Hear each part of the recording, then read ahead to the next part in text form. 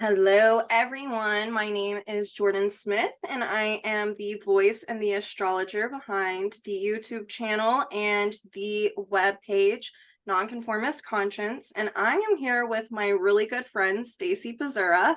I think some of you guys might know her. She has been on the EA Zoom channel quite a bit. I actually did a show with her, and if you've ever been active on the EA message board, you will see her all over the old one, and she's even been on the new one. So I'm super happy today that me and you are going to be talking about this Gemini full moon. So Sure. let's jump into this. I wanted to know your thoughts on the archetype of Gemini, and then I will share the screen and then we can dive into this chart. Okay. Okay. Well, so I guess just as a baseline, a starting off point, we need to understand that the full moon. This is implicating a key planetary pair, the sun and the moon, which is it's a process of integrating the self-image with the sense of purpose in life, and this is on an ongoing basis.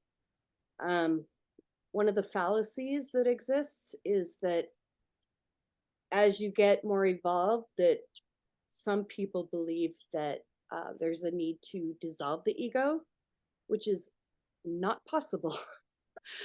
Jesus had an ego, a self-image. It's a lens, it's a focal point, and it's also it provides a sense of security with oneself, right? Because you have something to reference.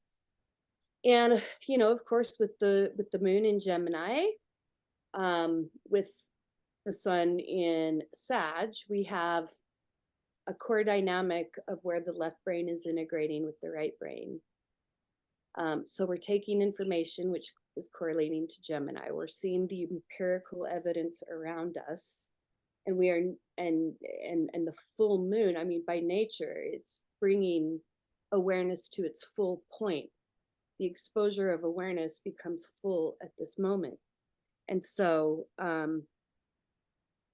it's something where it's a process of examining the information that we have taken in and then how we have interpreted that information to mean something larger. However, as large as anything can be, because we know Jupiter likes to go big. There's always it's an onion. It never ends. The need to constantly reevaluate how we are interpreting, how what are we taking in. It's just ongoing, and this is just super emphasized right now in this chart dynamic. Now you add something. I totally will add something. Let me share this screen. So I love that Gemini is a mutable sign. So it means that it's changeable. I also like that it's mental. So to me, whenever I put those two together, I'm thinking about how this can be about a changeable mental understanding. As we collect and gather information or messages that we receive, which are both Gemini, part of that archetype, we can then take this Mercury that's in the sign of Sag and expand upon that. There's something here that is saying on some level, because the moon is full, it's opposing the sun, that something needs to be thrown off, right? So maybe some type of way that we are thinking or how we've come to understand or define life as we know it right now is wanting to change. It's wanting to put that mutable energy into it. And with Mercury there in the sign of Sag and ruled by that Jupiter and Taurus, this can really have the ability to change our relationship with ourself right now. You know, there's something that we're re-experiencing or reevaluating, seeing as Jupiter is retrograde. And so if something's circling back around right now, it's for us to resolve it, and that it can really impact our relationship with ourselves right now. And then I want to like take more of a layer of this onion back, peel it back a little bit. Pluto in evolutionary astrology, you always want to look at it in the context of any chart. It's the soul in someone's natal chart, but also when we're looking at a transit, it's the collective evolution, right? And so we know Pluto's, you know, been doing this dance, and Capricorn is about to move back into Aquarius, but Pluto and Capricorn technically still squaring this nodal axis, with the resolution being that south node in Libra, is really, how can I take responsibility for my own evolutionary growth right now? How can I step outside of my own status quo of what I've known? And if we're looking at the moon being in Gemini, how we define reality, right? Like the definition that we're giving Capricorn reality. So what needs to be thrown off? What are we looking at as maybe as a truth or an opinion, but it's, you know, it's actually not fact? It could be all of these things happening right now. And then it's obviously pertaining to our relationship, not only to ourselves, but with others, with that resolution node being the south node in Libra. So these are kind of some of my first instinctual thoughts about this full moon. That we're learning something right now, right? Gemini, we're learning something in a new way, as a way to not only expand upon what we've learned, but to also redefine how we're looking at reality, the reality of our relationships with others, the reality of our relationship to self. And then on a collective level, we're looking at the imbalances that have been created within society globally, and how we need to redefine what we're looking at as a way to create more balance and harmony right now. We can just see it, you know, with everything that's going on in the world. So, and that's why since 2008, with Pluto being in Capricorn, the structures within society and government structures have been, in true Plutonian fashion, being obliterated is the way that I think of this. So do you have more thoughts that you have on Pluto being a part of this chart, or, you know, that Mars balsamic the sun, which is opposing the moon? Yeah, absolutely. I mean, first of all, Pluto, we have to remember, is the evolutionary impulse in the soul. And so, in the way that whole dynamic works, is that we have to become aware of our limitations. And so, when Pluto is come into play, or Scorpio, eighth house, there is a dynamic that needs to be evolved beyond. To do that, you need to understand your limitations, right? There's so much content. I hope I can speak it clearly, but so sorry if this is disjointed. My left brain is a bit quirky, but the Mars conjunction to the sun in this full moon chart, this is a balsamic phase, right? And so this is a time of culmination. And so we may feel as though, like, there's things that we are taking in information wise, where we're seeing in the world, like something's got to change. Like there's a crisis, there's a bit of a crisis. And it really, like, and the other thing that I wanted to really hone in on that you mentioned is the mutable nature of Gemini and Sag. Obviously, Pisces and Virgo as well. But this is definitely focused on the interpretive capacity. And my greatest teacher, Jeffrey Wolf Green, the one thing that I have really been imprinted with is one thing he said, which is that the issue with humanity is interpretation, right? We can all experience the same phenomena, and but we can interpret it in different ways. And so that's another dynamic here, is where with Jupiter being retrograde, that's going to turn us inward. And, you know, with Taurus, we're looking at our personal values, right? So, you know, what do I believe? What do I feel is right and wrong? What is the philosophical understanding that I have? How do I make sense of this? And this is something that must always mutate. Why? Adaption. Why is adaption necessary? Because we evolve, things change, we have to keep up, right? And I think it's probably clear to everyone that one of the obstacles we face as a global society is limitation in interpretation. You know, because each person can have Gemini is immediate experience. It's phenomenal reality. It's empirical, which means that you're perceiving things through the immediate senses. So it's immediate environment, right? However, with Jupiter, we now have relativity.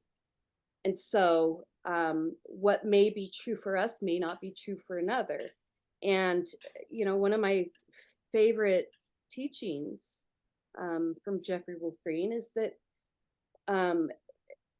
like to really utilize that Sagittarian archetype, Jupiter archetype. The key is to have considered responses. But in order to have a considered response, we have to really think about it. We have to reflect. And with that Jupiter and Taurus, we are going inward. What is right for me versus what is right for you? Because we can see a lot of the conflict is that people are not seeing each other's personal realities. There needs to be an integration where we can make it more holistic and encompassing of the total. And first thing I think about is one of the greatest teachings from a very amazing teacher that we've had on this planet, Jesus of Nazareth, is the teaching, treat others the way that you would be treated. So if you get confused about philosophy, what's right, what's wrong, it's a simple rule of thumb. How would I be treated? And I like to exclude the word how would I like to be treated, because, you know, who doesn't want a massage all the time, right? Sometimes to be confronted, you know, so we may not want to be confronted, but those confrontations open up questions which we then consider relative to values, which is relative, right? Absolutely. So that's just like a really key dynamic that I see that's going on. And with the wars, it's like the earth is hungry. And this is also a reference to that balsamic Mars and the sun. We've all been acting on, you know, instinctually acting on how to actualize our own self purposes. And I want to bring in this Saturn in Pisces, which I find very fascinating. It's 0 degrees, but this is forming a square to the moon and to the Mars sun. And so obviously Saturn correlates to society. It correlates to a necessary consensus that needs to occur within the system in order for us to all know the rules and, you know, to agree like this is right, this is wrong. And so I think for a lot of us, I mean, just something that I am personally aware of is that the belief systems they're limited now. Taurus, Jupiter and Taurus, retrograde, right? Mhm. We're reviewing things, and retrograde by its nature is going to create a dissatisfaction. There must be something more. There's some way to individuate this, um, for ourselves. And so there can be those, it's going to involve those kinds of deep questions. But what's kind of ironic about, this Mars Sun conjunction, this is a balsamic conjunction, but yet if we look at the dynamics to other aspects that are being made, it's going to be different for Mars and for the Sun. For example, that square to that Saturn is forming, which I just find very pronounced. It's a disseminating square to Mars. Am I right on that square? Yeah, I think so. Last quarter. Yeah, yeah, yeah. Oh, it's last quarter. Okay. Um, and so, but yet the sun, that's a different phase. Yeah, that's a first quarter square to Saturn. The sun is a first quarter square to Saturn, whereas Mars and Saturn are a last quarter. Yeah. And so you can't just look at a sun and Mars and say, okay, this is just the sun and Mars conjunct. The phasal relationship is very important in understanding the nuance of that dynamic. And so a lot of action has been taken. A lot of awareness is being generated as to the consequences, Saturn, of our actions. And the hit and miss is really just causing us to have, to look within and require, like, what is personally valuable to me? What philosophical context can I understand all of this stuff that is happening, and how can I understand how that's occurring for another person? And which I want to bring in that Venus South Node conjunction. That's balsamic.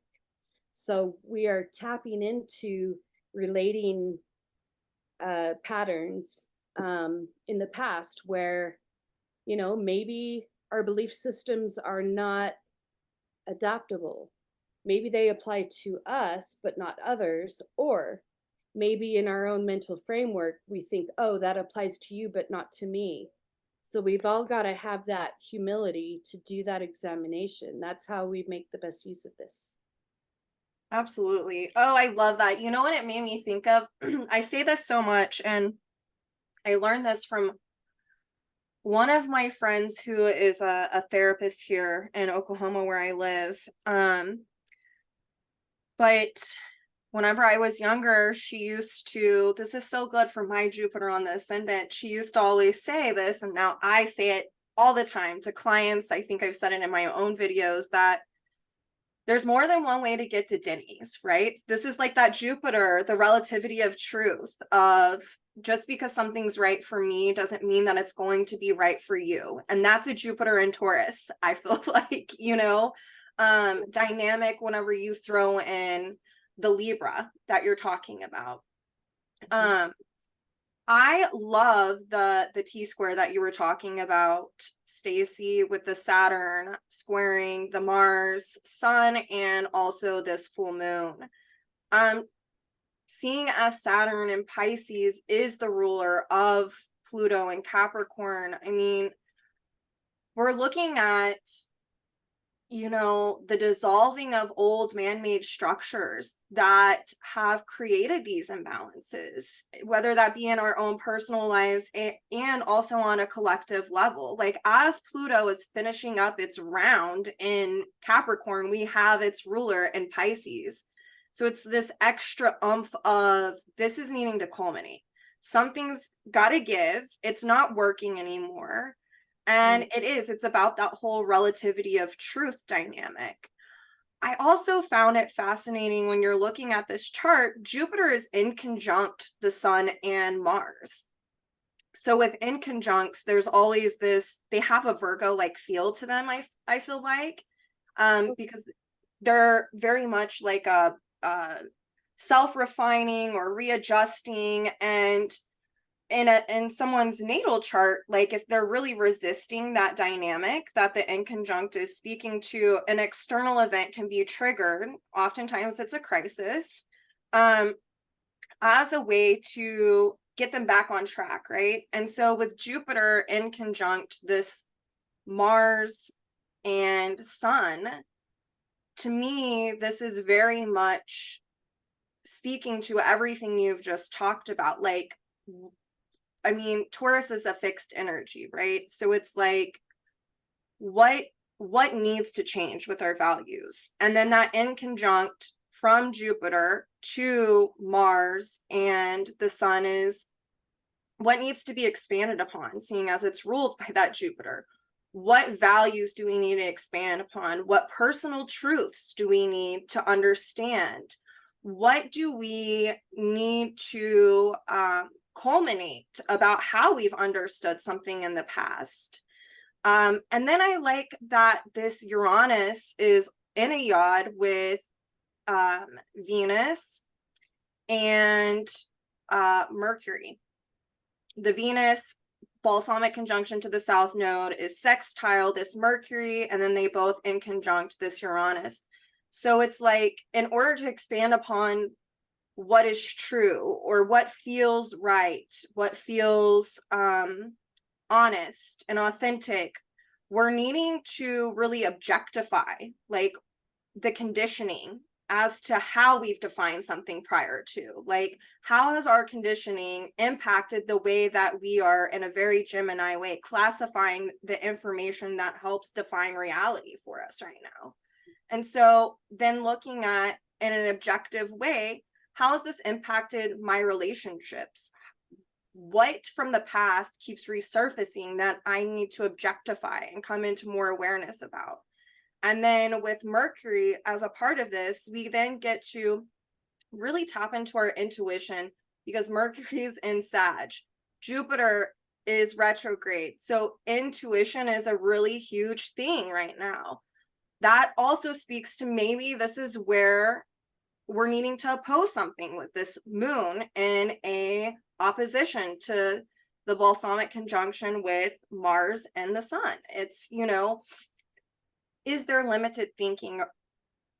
Is this created from my conditioning of the past? Has my conditioning created imbalances in my relationships and my relationship to myself, seeing as it's Uranus and Taurus, that now I need to really liberate from this through objectifying it? And then to tap into my intuition about what feels right for me. On a collective level, I feel like this is really speaking to looking at all of the imbalances within societal structures right now pertaining to what societies are valuing, and thinking that it's a truth, and it's not, you know, it's not in alliance with natural or universal law. It's more of a belief, which I always love how within that word is the word lie.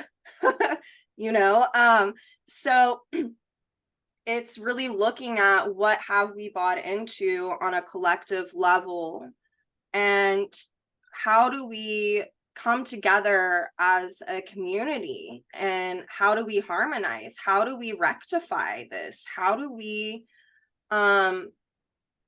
you know, discern? I feel like that's a big thing with the mutable cross. And we have all of this mutable energy. And I think that this goes back to Saturn and Pisces and that T square, is what are we needing to discern about the situations at hand right now, you know? And through that discernment, how do we make a correct judgment call? Like, that would be the Saturn, you know, dynamic. So these are kind of my thoughts as you were speaking. Do you have anything else you're picking up on that you want to talk about?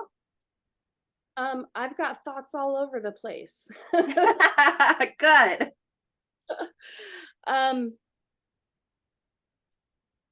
Obviously, with Mars conjunct the Sun, we are talking about action. Mm-hmm. And with that ruler being Jupiter retrograde. Gibbous inconjunct, you referred to the inconjunct. I think it's important to make just the discernment that there is a difference between a full phase inconjunct and a gibbous inconjunct. A gibbous inconjunct is going to be more humiliating, and I don't mean humiliating from the point of shame. It means the inverted pyramid, right? You're not the most important thing, like you were in Lego. Yeah. you know so and it requires, like, to really have mental agility, you've got to have that discernment and humility that will allow adjustments in thinking to be made, and communications and all that stuff. um I can't remember what else I was going to say. Well, you were just talking about how Mars, being ruled by Jupiter, some type of action needs to be created. And with the gibbous and conjunct, you know, um, I mean, I have my thoughts on that sparked from what you were saying, but if you remember what you were saying, we can go from there. If not, I can kind of. There's one piece that I do want to add. Absolutely. Because Mars is balsamic, it's a balsamic conjunction. This is very different from a new phase conjunction. There's totally different energy, right? In a balsamic conjunction, things are wrapping up. There has a whole cycle that has already occurred. And so, and just, it's kind of like Piscean in nature. So it can be confusing sometimes. Sometimes we don't see how things link together. And so it kind of seem like things are coming from out of left field. But I feel like, because this conjunction is balsamic at the time of the full moon being an imprint of, this full-blown awareness of how our thinking is contributing to our beliefs, and how we're applying it in society and all that stuff, and ourselves, because Saturn is obviously personal authority, and self-mastery. Um, um, the thought flew right out of my brain. Um,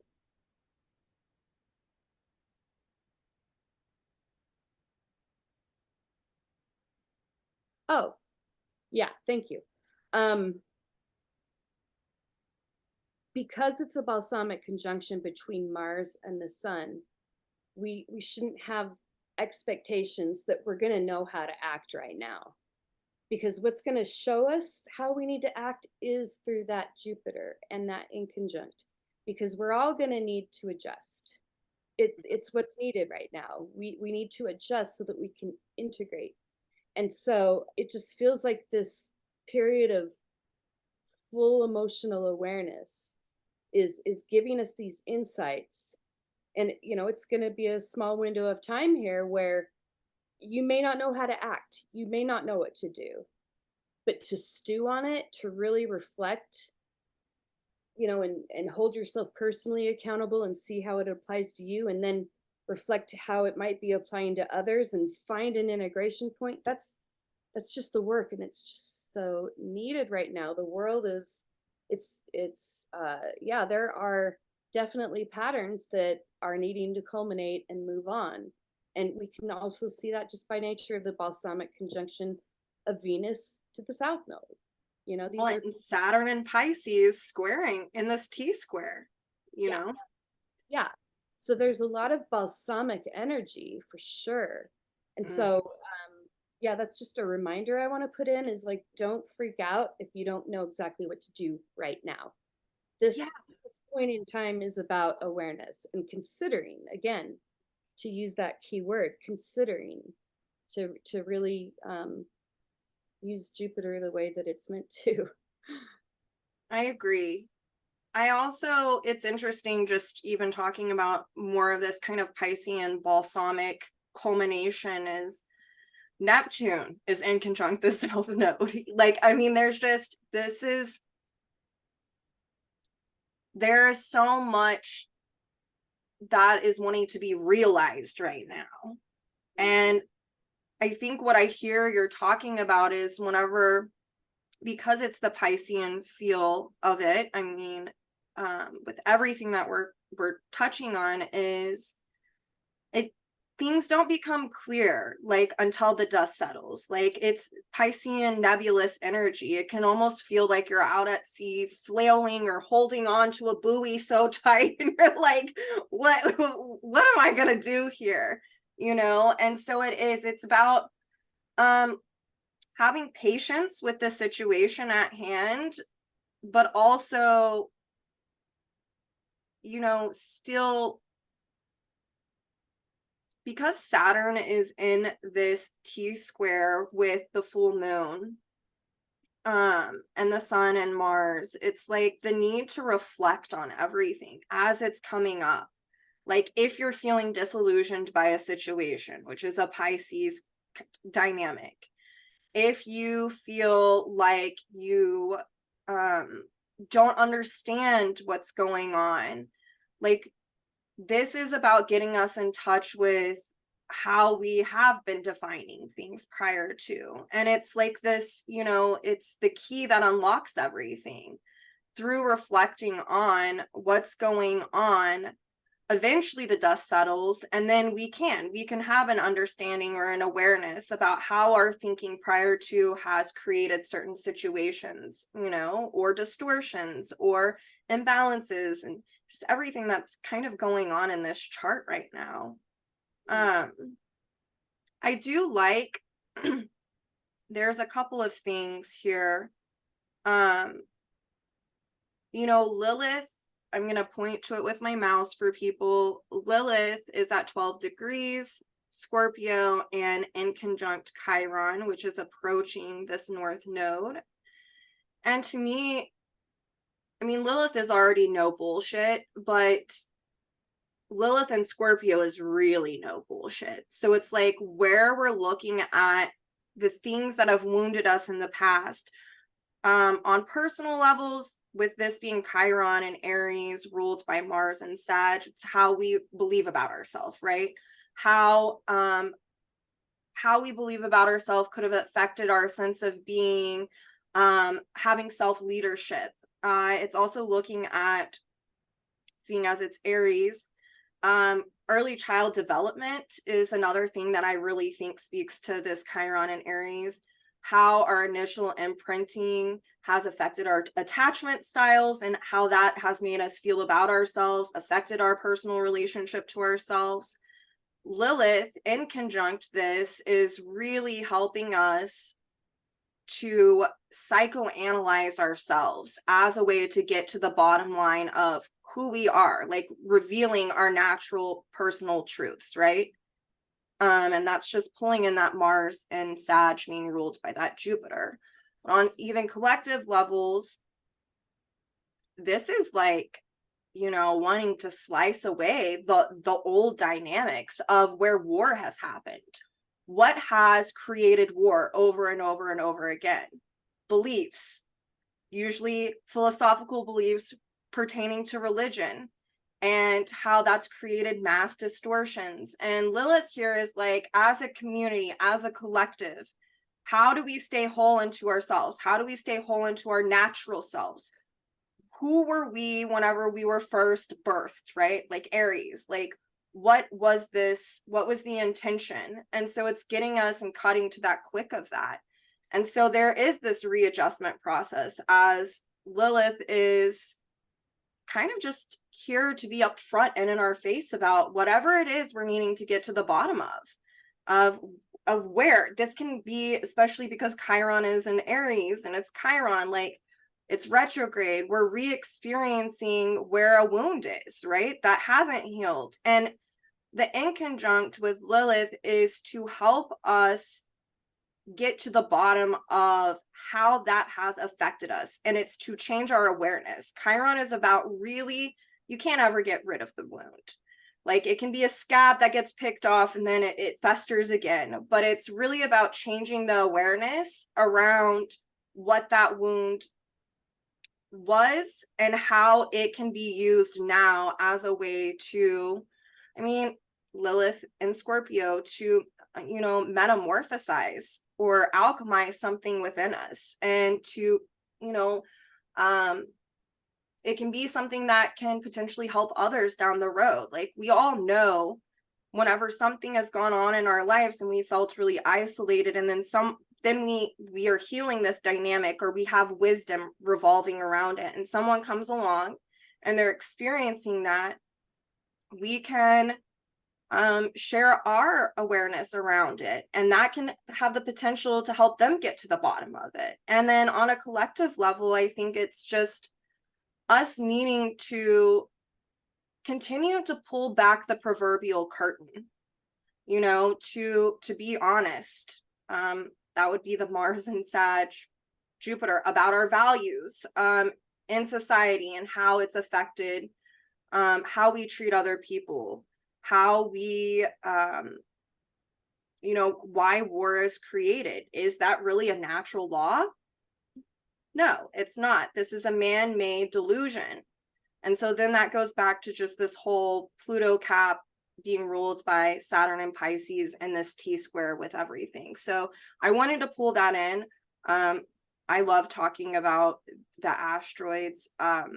There's a couple of other ones that I have jumped out to me that I have my own thoughts on, but I want to know, and you may or may not, I'm kind of putting you on the spot here and I'm jumping around. But this is perfect for a Gemini full moon. Just going everywhere. Which is because we keep talking about this Mars and Sag and this balsamic conjunction to the sun, which is opposing this moon, symbolizing a full moon, needing to oppose or throw off some type of dynamic. If we look at Mars is the ruler of this north node, and then Mars's own planetary north node is at 23 degrees Aries. So it's, 1 degree off of the lunar north node. Do you have any thoughts about this, Stacie? Does anything come to mind just instinctually off the fly for you? I know I'm putting you on the spot, but I just find it fascinating. I mean, yeah. It just flew out of my brain in my typical fashion. But okay, so I'm just trying to collect my thoughts here. So the balsamic Mars and Sun relative to the moon, culminating a process, interpretation. Sorry, let's move on. Okay, well, let me tell you. It'll occur to me, and when it does, I will say something. Here's what I kind of am thinking about. With Mars being the ruler of this north node, as we do the Pluto squaring the node work, and we're resolving these south node and Libra dynamics with its ruler Venus and a balsamic conjunction there, it then naturally pulls in the north node, right? And so we can tell that, again, this is revolving around the ways that we've believed that have affected the sense of society and how it's structured, and it's created imbalances, and how these beliefs can be delusive in nature. But the north node of Mars conjunct the lunar north node in Aries, being ruled by Mars and Sag, to me speaks to, on one hand, culminating all of these prior dynamics that have created the imbalances in the first place, whether it be on a collective societal level or on a personal level. And then as we are reflecting and looking at all of this and connecting dots and having the aha moments, right? It then pulls in the need to expand upon this. Like, what do I believe? What is true? What is fact? What is the reality? And how can I create new action once I dot these I's and cross the T's with all of this balsamic energy in order to move forward? Like, what action can I put in place that's more in alignment with natural or universal law? is really kind of how I'm seeing this play out. So, Yeah, for sure. And I mean, just also remembering that balsamic, and that's what I had forgotten. The nature of a balsamic aspect is things are being seeded. So things are coming to a close, tying up the loose strings. And part of that process, before you know how you're going to act once the new cycle is initiated, you're seeding based on all of this cleanup what the next action is. And that Mars North Node sitting on the North Node of the Moon is a restatement of that. And mhm, so yeah, the time for action is upon us, but we have a little window here where making the effort, Venus, Taurus, um, is going to help us know how to act. If that makes any sense. it totally does. I mean, I think that these are just repeating signatures all over this chart. Like even as you were saying that, when I'm looking at this Uranus yod with, you know, Venus in the South Node and also Mercury, it's like Venus balsamic to the South Node in conjunct Uranus, retrograde, you know, as we come into awareness, we're liberating from things, and then that helps us to adjust. And then it pulls in the Uranus to Mercury. We can have seated thoughts, repeating thoughts, right? That are coming from our subconscious, that are reflecting more natural values that we've experienced whenever we have had lifetimes within nature, you know, matriarchal times, seeing as it's like Mercury and Sag, that can really help us down the road is what I'm seeing to be implemented. But first, we have to And dot I's and cross T's, you know? yeah, and and we also have to remember that Uranus correlates to long-term memory, and it also can correlate to trauma. Mm-hmm. So with that balsamic Venus on that south node, it's like, okay, let's do the inner inquiry. Like I swear, my favorite word for Jupiter is consider, consider, consider. If you think you already have the answer, you're not considering. Yep. Every new question is relative, and and that's what we've got to come back to. And you asked the question just a few minutes ago, what is the number one reason for the wars that we've had on this planet? And sadly, religion. Why? Because religion is a consensus phenomena, right? um it does, it serves a necessary function. It really does. So you can't just say religion is wrong, because that's not the case. Beliefs are very powerful, but we are literally, as a collective, we're just we have come up against all these limitations that we can't even understand each other. We can say the same thing and mean totally different things. And so yeah, we like, and really the solution to that is just like, look within yourself. What personal values am I promoting, and how is that affecting other people, right? Be treated Mm-hmm. how you would be treated. It's such a key important rule of thumb, because that's not what's happening. By evidence of the war and the violence and the just the terrible losses that people are encountering, because there is this limitation in interpretation, right? Jupiter Absolutely. retrograde in Taurus. So, by each of us taking that opportunity, I don't care how evolved you are, take the opportunity.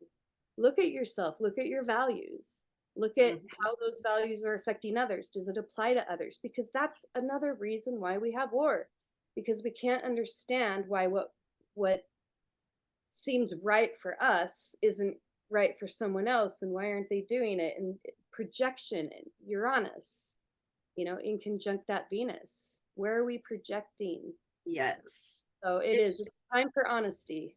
Absolutely. And that even makes me think on like more personal levels for people who are having relational dynamics go down in their life right now, which I've said this. I have a friend who's a paralegal and she only does divorces, right? And the day that the notes shifted, she like hit me up and she was like, "What is going on? I didn't even get to have lunch today. Everyone's calling wanting a divorce." So it's like these projected expectations that are created from our value systems. And that is, you know, Jupiter retrograde being ruled by this Venus in Libra. Venus is ruler of this South Node. And it's the projected expectations, but it's also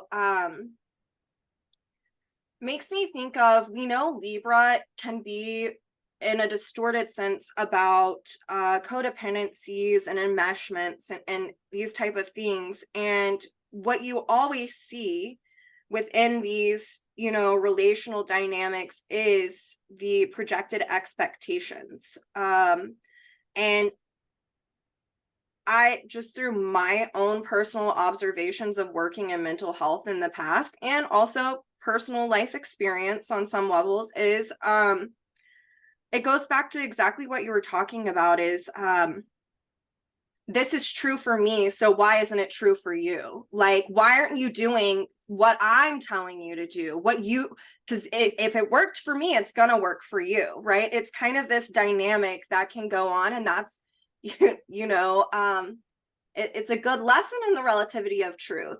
Again, it goes back to, there's more than one way to get to Denny's. What works for you may not work for someone else, and we can't project that on them as a truth. And that goes back to this moon in Gemini being full. Like, it's something is needing to be thrown off. This could be part of that dynamic. What someone has firmly planted themselves on as fact, this might be where you're coming into awareness that maybe it's not fact. Maybe it's just your own personal opinion about something, and that you can't project this onto someone else. Or on the flip side, if you're having this dynamic go on in your own personal relationships, understanding the why of it can help you understand why that person is being that way, you know. And then it can feel disillusioning, or also seeing as there's all of the culminating kind of Piscean vibe to this of not knowing what to do and having to sit with it and be really uncomfortable until that thought, you know, of what you need to do to create a new action comes in on an intuitive level. I think that that's a really big part of this. It will be your intuition that helps guide you, whatever's going on in your life, you know? So I love that you brought that up as you were talking. I was like, oh, look at this right here. So, well, Stacie, do you have other thoughts about this chart? I feel like we covered a lot of the territory. I think so too. Okay, well, this was fun. We're gonna have to do this again. I love it. I always love chatting with you. And until next time, we will see you all later. Happy full moon in Gemini. Happy full moon.